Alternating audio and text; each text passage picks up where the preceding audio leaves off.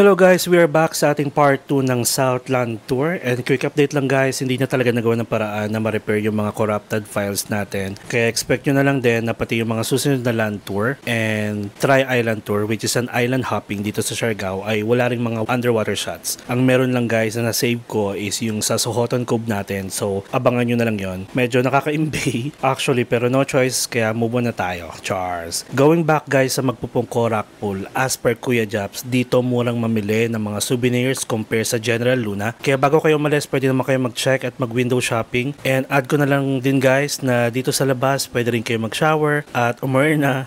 And I think mas mura dito ng 5 pesos compare sa loob. And by the way guys, sorry na kasi nakalimutan ko palang sabihin yung rate ni Kuya Japs sa land tour. So kung nagbabala kayo at gusto nyo siyang kontakin using the tuk-tuk for the land tour, bali nakuha ko siya ng 2,000 pesos. Kasama na yung gas, yung fee as our driver, tour guide, and photographer. So yung 2,000 guys is good for 1 to 2 person, 2,200 naman for 3 packs, and then 2,500 for 4 to 5 packs. And yes, kasya hanggang 5 katao sa tuktok ni Kuya Japs.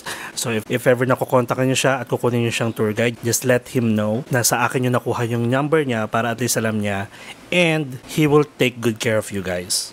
Our next stop guys after ng Magpupong Corac Pool ay Maasin River. Travel time will take around 25 to 30 minutes, and as you can see guys, sobrang perfect na ng weather dito. And by the way, best month to visit Siargao ay from March to September, pero syempre may mga magiging maulan na months pa rin, pero hindi katulad ng November to January na palaging maulan. So guys, we are now here sa Maasin River. Ito ko yan. Doon sila. Ayan. Marami pala dito guys kainan. Kung gusto nyo matry, may balot, may Pinoy, may shells. Ayan. Pero kumain ako niyan sa island hopping. Marami lang po ba yan? Di sige. Sarap. Pwedeng kilo, pwedeng ano yan. Pwedeng... Magkano yan? 50. 50? Yan, may mga souvenir shops din dito. Pasalubong. Tapos may bilihan ng dessert doon. And then on this side, ayan. Kung gusto nyo matry yan guys, 50 pesos. Kuya, 35 to 40 minutes? Opo, depende po sa takbo ng nyo, motorbike. Pag... Maraming. Sige kuya, okay lang yan. Sige, maraming salamat po, salamat. Thank you. Uwi na ba kayo? Pabalik na kayo? Ay, chat na kita. Chat mo ko. Paglalabas kayo ha? Kung may ganap kayo ha? Ingat ha? Chat na lang namin. Sige. Thank you sir. Sige. Sige po, ingat po kayo. Ingat sir. Bye-bye. Thank you. Ivy, bye-bye.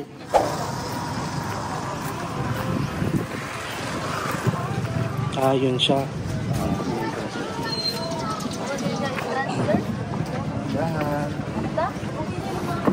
Welcome to Maasin. Litik. Ay, baby. Bale ito guys, yung mga activities na pwede nyong gawin dito. Meron silang fireflies watching, board jumping, crystal kayak, bamboo rafting, river cruising, may mini garden, at meron ding small secret lagoon. 30 pesos pala ang entrance fee dito. And for the boat for river cruising naman guys is 600 pesos. That's good for 3 person. At ito yung pupunta kayo sa small secret lagoon. Mag-secret bridge pa yung set niya. Opo, mag-isang apat bali yung ticket mo sa...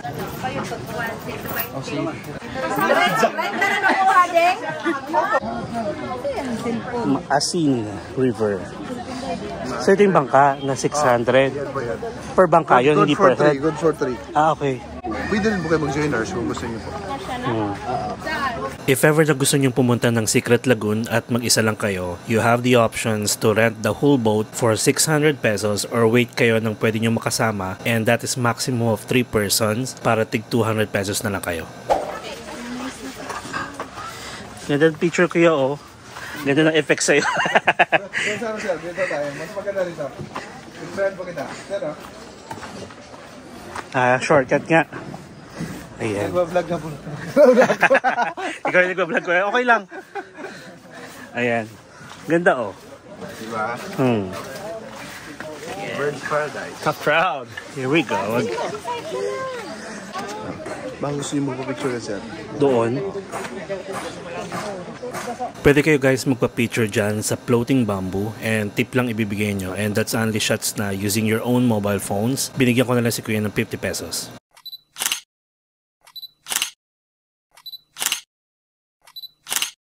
By the way guys, did you know na here sa Maasin River you can find the most famous bend palm tree in the entire Philippines, where you can do swing at pwede rin kayong tumalon, but that was before. Since sobrang naapektuhan na halos lahat ng attractions dito sa Siargao ng Bagyong Odette, especially itong Maasin River, ipinagbawal na yung pagtalon at pagswing sa mismong palm tree. And they have decided to make their own cliff jumping board.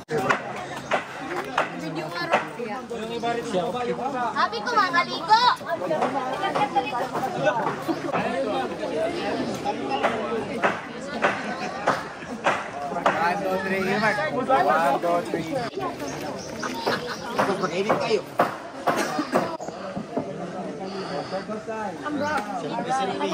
Di man maklaro good kayo.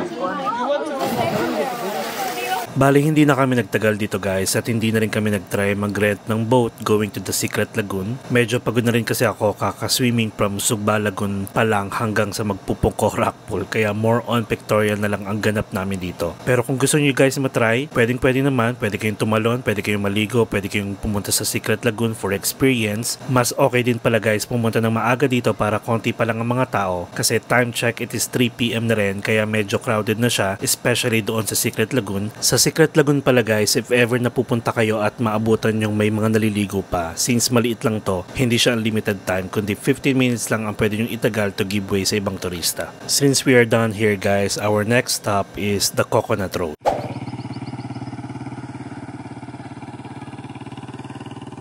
Isa to guys sa mga Coconut Road attractions dito sa Siargao. Yung kilalang Coconut Road na talagang pinupuntahan dito ng mga tao ay medyo naapektuhan din ng Bagyong Odette. Kaya if ever madadaan kayo doon, mapapansin nyo na onti na lang yung mga puno at yung iba naputol na. Kaya itong road na to yung ginawang alternative options ng mga tao para magpa-picture. Next stop natin guys is Siargao Mountain View. Dito pwede kayo mag-picture, ito ang magiging background ninyo, and dito rin guys merong nag-aalok ng human drone and tip lang ang ibibigay nyo, kaya san ka pa. It is a must try na rin for experience, at grabe, tawang-tawa ako sa ginagawa ni Kuya. Kaya dahil dyan, binigyan ko siya ng 50 pesos. Pwede kayo mag-request guys ng human drone dito. So syempre nandito na tayo. Let's check. Ayan, si Kuya. I love Siargao!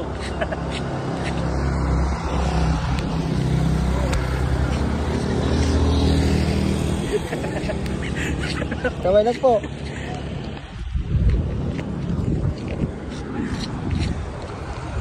Yan, sige.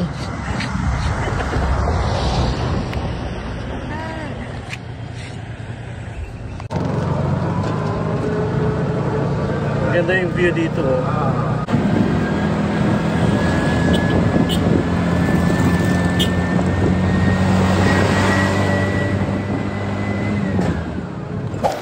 So next stop guys is Private Beach. Secret Beach pala. Secret Beach. So, paano kaya niya? It-bit niya. Oo nga. Namin rin sasakyan.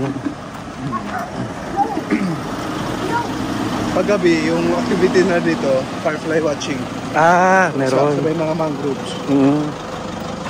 Dito pa lang guys sa daanan papunta ng Secret Beach ay marami na nagtitinda ng iba't ibang pagkain at refreshments. If ever magdadala kayo ng sasakyan, motor or van, pwedeng magpark dito sa labas, and this is a 30 minutes away from Maasin River and 20 minutes away naman if manggagaling kayo sa center of General Luna.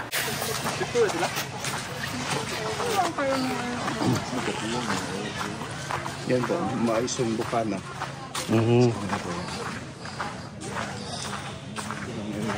Dito. Sir, Hello. Wala po. Magmotor kayo ni Daddy. Anak kayo dun sa may ano. Low tide eh.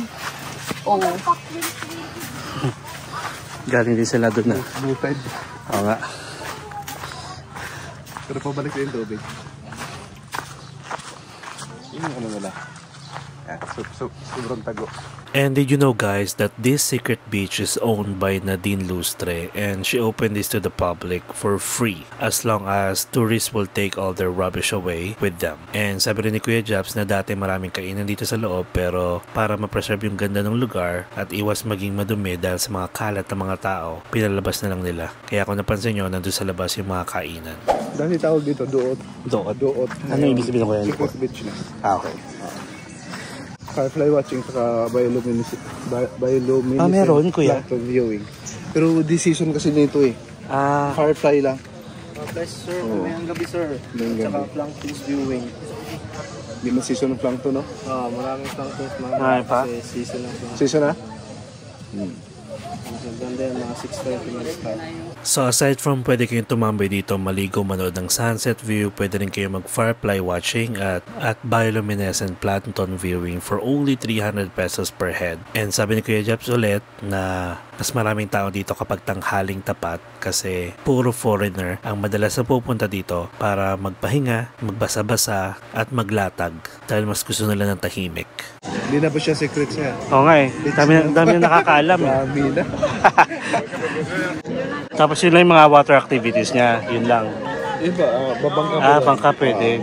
Pwede kayong mag-tour doon pa ikaw. Sa mangroves. Bangka rin. May clear kayak din ba sila? Okay. Oo nga pala.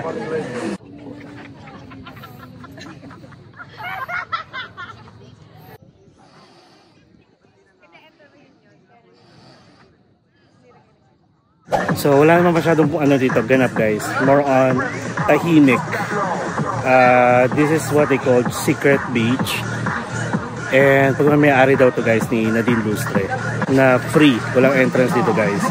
Libre kaya ang most of the people na pupunta dito is mga foreigners kasi gusto nila mag-lounge dito hanggang sunset. Tapos may mga puno, malilim. Ayan. So, ganyan yung itsura niya.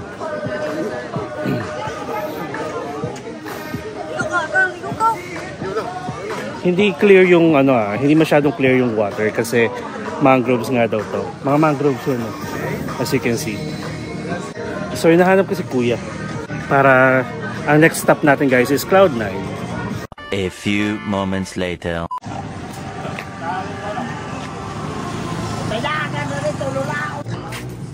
Ito pa yung sa entrance fee mo nila.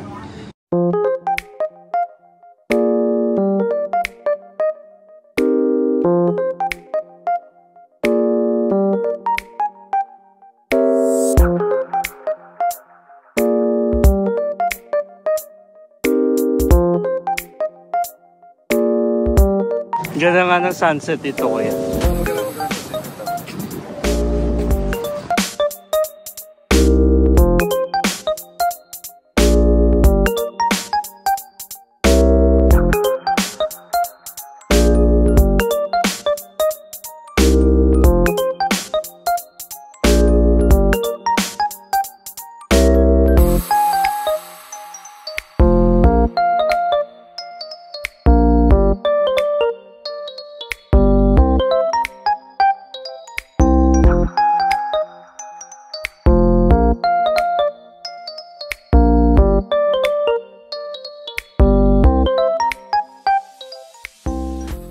So guys, andito tayo sa pinaka-viewing deck ng Cloud9 and dito madalas tumatambay yung mga tao kapag may ginaganap na surfing competition which is usually every month of September.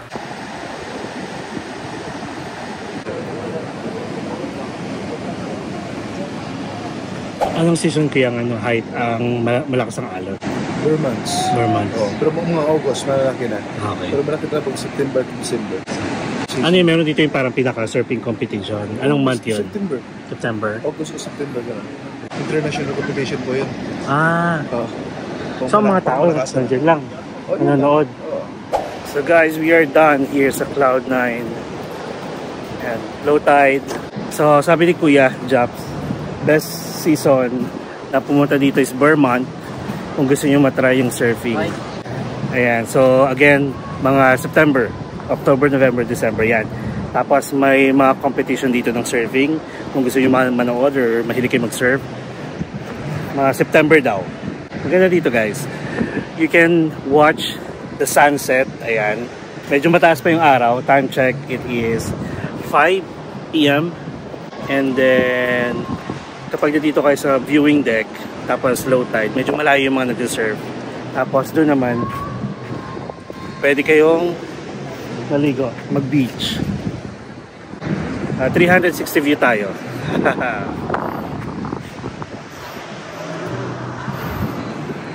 Ayan o.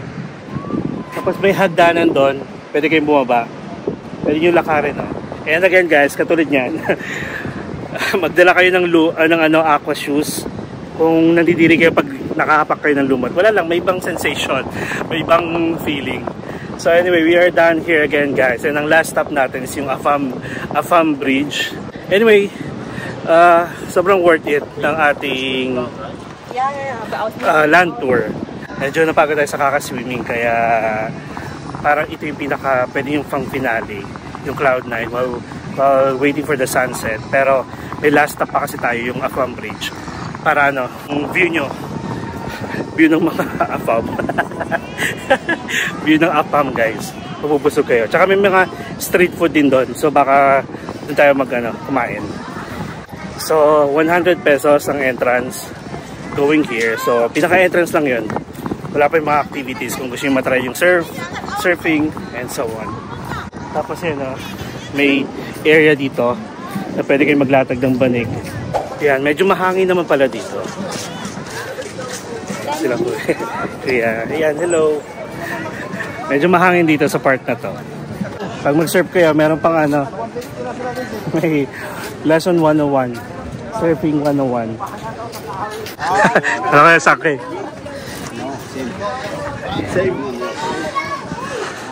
Anong last ulit yun, Kuya? Bridge? Katangnan or Katangnan? Afam Bridge. Katangnan? Oh, Katangnan, Afam Bridge. Ayan. So Katangnan, last stop natin Katangnan, Afam Bridge. Maraming Afam. Oh, daming street foods doon, pwede tumaga, may mga beer. Okay. So ayan. Pwedeng tumalon kung gusto. Oo nga, pwede tumalon sa bridge. Malalim yun, no? Oh, malalim po yan. And guys, worth it yung lantern natin. And again, kung nagbabala kayo pumunta dito sa Siargao, unahin nyo yung land tour. And then, si Kuya Jopso, Drop us a message. worth it, solid. May driver ka na, may tour guide ka, meron ka pang photographer. Oh, all in one na. All in one. Yan. Pwedeng solo, pwedeng... Ay, yung tuktok mo kuya, good for ilang yan? good for 5 po siya. 5. 5? Saan sakay dun? Tatlo sa likod. Dalawa sa harap. Katabi ko yung dalawa. Okay. Oo nga, may nakita pala ako kanina. And aside from surfing capital of the Philippines, kilala rin ng Siargao sa mga nightclub, bar, ayan. Marami kayong mamimit. Lalo pa mga soloista, pag uwi nyo, may nakilala, may jowa na kayo. Hindi kayo masiro dito. Hindi kayo masisiro. So from here sa Cloud9, pupunta tayo ng Afam Bridge. Mga 8 minutes. 8 minutes yun guys. Okay, so see you guys there later. Marami na rin. Pero mamaya-maya, mas dadami pa. Pero hindi siya sinasara. Hindi, open na siya. Daanan talaga. Yun nga lang, medyo mahirapan dumaan yung mga... Oo nga eh. Mga sasakyan kasi sobrang dami na tao. Ano yung ginawa, may street food. Opo. Yung Holy Week, talagang namumulak Puno. yan. Ito, halos apat na yung parking ng motor dito eh. Kabilaan, pati po doon. Di pa kita. 80? 20. 20. Kaya tag-isa tayo Dalawa. Kasaba? Oo, kapatiga. Okay. Yun may ano pa. I love Siargao. I love Siargao. Vlog na yan. Ayan si Kuya. So anong pinakatawag mo dyan, Kuya? Ano sir, Salbaro yung tawag ko sa Salbaro, sir. local name. Salbaro? Oo, gawa ito sa Kabutingga sir. Okay. Mahirap to sir, may maproseso ito gawin. Tapos na sir, hugasan mo na yung Kabutingga. Pagkatapos hugasan sir, sir, gigiling mo na. Tapos gilingin, pipigain, at saka lulutuin yung piga o yung katas ng saba. Pagkatapos sir, ibilad pa sa araw sir. Okay. Matrabaho din. Maproseso. Pagkatapos sir, pag matigas naman, saka mo, hindi pa sa matigas na may pag bilad dito sir, ilagay pa sa dalawang saging. Binibilad pa sa araw. Pag mano naman, matigas na tuyo na. Salbaro. Salbaro. Thank you, kuya. Thank you, sir. Salamat. Salbaro. Yung pinaka. Sarap.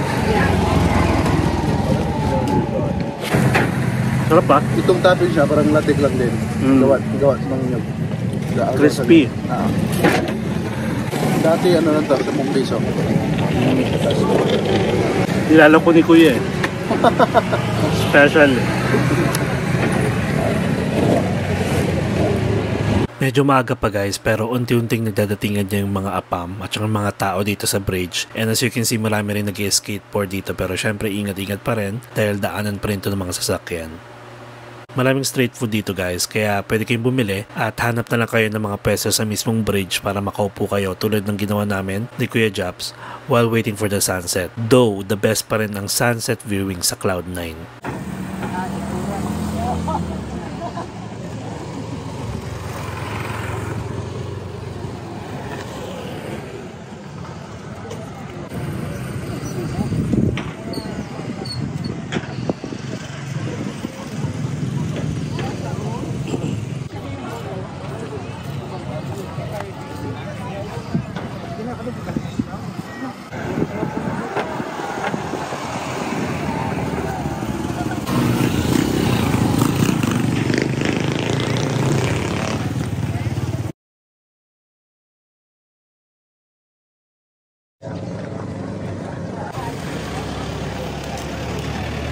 And now guys, as you can see, marami ng tao hanggang sa napatanong ako, asa na nga ba yung mga apam? Bakit puro Pinoy nakikita ko? Char.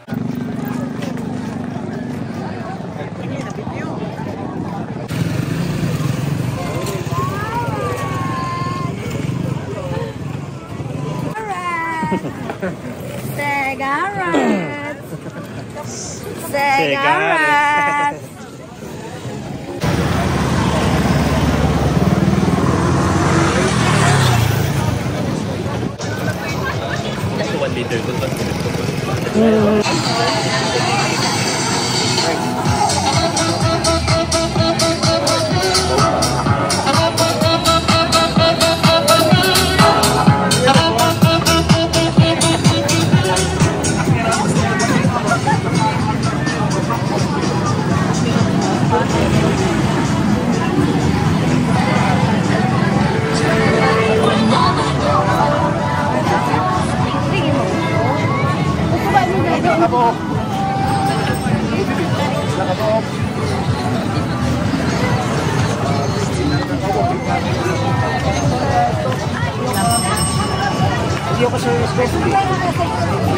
Oo naman. Ano naman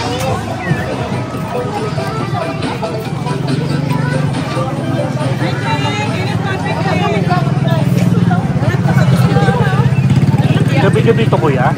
Gabi-gabi no? Oh, gabi, araw-araw dito. 1 hour later. So guys, finally we are here. We are back. Ayan. So ayan pala, again. Hello, Jobs here. Si kuya. Just call me anytime soon. Kuya, thank you ah. Sige po. Hello guys, finally we are back here sa ating room. Yeah. Guys, sobrang worth it. Sobrang worth it yung land tour ni Kuya Japs. And sabi ko nga sa inyo kanina, may tour guide ka na, may driver ka pa, meron ka pang photographer. Ikaw na mismo yung mapapagod. So kaya may mga pinuntahan kami na hindi na kami nagtagal. Like yung Maasin River, tapos saan ba? Sa Secret Beach, mga ganyan. Pero overall, it's worth it. Marami kayong pupuntahan. As early as 7:30 AM ang pick-up time. Mismong sa resort, hatid sundo guys. Tapos, didiretso na kayo sa Sugba Lagoon, sa may rock pool, tapos Maasin River, Cloud9, Secret Beach, and then yung pinaka last stop ninyo is sa Apam Bridge, which is yung Apam Bridge naman guys. Aside from isa siya sa mga land tour, pwede nyo rin naman puntahan siya kasi everyday may mga street food doon, mga turista or mga lokal. Unti-unting napupuno yung bridge kasi inuupuan, They just want to witness the sunset, tapos kumain, uminom, tumalon, and so on. Grabe, Siargao. Grabe, Siargao. Grabe. So, syempre, hindi pa doon nag-i-end ang ating Siargao experience. And, take note, that is just our first day. First day pa lang natin to guys, for Siargao experience. Kahapon dumating tayo dito, more on ano lang tayo, transfer from airport going here, resort tour, room tour, and then kumain tayo sa mga pwedeng kainan dito. Tapos kanina, buong araw, halos buong araw siya guys, 7:30 AM hanggang anong oras na? Wait. Look oh, 6:07. 6 o'clock, sabihin natin 6 o'clock. Nakaka 7 minutes pa lang ako dito. And grabe. Ako pa ba to? Ang payat. Tumataba ako lalo. Hindi ano lang to. Masyadong na ano ng araw. Gulong lang. So, ayun. So, anyway, again, it is all worth it. So, by the way, you have the option na kumuha ng van as joiner. Kung kaya nyo naman, mag-isa, go. Pero mas mahal, syempre. Pwede rin kayo mag-motor, mag-DIY, or pwede rin kumuha kayo ng driver. Tapos lilibutin nyo rin ng nakamotor. Pwede rin kayo mag-tuk-tuk. Ang maganda lang talaga dito guys, sa tuk-tuk. Tatry ko naman na siya sa Bohol. Shout out kay Kuya Melvin sa Bohol. And ang maganda lang kasi is masarap yung simoy ng hangin. Sariwa, di ba? Tapos, nung una, hesitant ako kasi nga baka mainit. Pero hindi guys. Pag naligo kayo sa dagat, magtutuyuan kayo sa dahil maano yung simoy ng hangin. And malamig naman. Ayun, if you want to contact Kuya Jobs, guys, nasabi ko sa inyo, trusted and sobrang worth it. Sobrang bait ni Kuya Jobs. Ilalagay ko yung number niya dito para you can contact him directly. Sa mga gusto mag-Siargao, alam ko maraming gusto sa inyong mag-Siargao. Hindi nyo lang alam kung anong gagawin. Ang gagawin lang natin ngayon is magpe-prepare tayo tapos maghanap tayo ng kakainan somewhere dyan sa, sa main road. Siguro Andox or anything na pwede natin puntahan. And then, hindi ako magkasawang sabihin na it is all worth it. And aside from the land tour, marami pang tour, different tours na ino-offer dito. Merong Tri-Island Tour, may North Tour, kasi yung ginawa natin parang South Land Tour. Meron pang North Land Tour, and then meron pang Sohoton Cove Tour. So tomorrow guys, nakabook tayo ng Tri-Island, like island hopping. So 3 island yung pupuntahan natin. And watch out for that vlog. Syempre, we're gonna talk more about that tour tomorrow na sa ating next vlog. Okay guys, and again, kung nagustuhan mo yung mga pinagagawa natin and enjoy mo naman, tapos nagbabalak ka pang mag-Siargao dahil sa vlog na to, tapos hindi ka pa nakasubscribe, subscribe to my channel, please do subscribe to my channel, Mark Paragas Official, and hit the notification bell para updated kayo sa mga upcoming travel vlogs natin. And again guys, live life to the fullest, travel lang kat kaya. Because more travel, more fun. See you on my next Siargao vlog.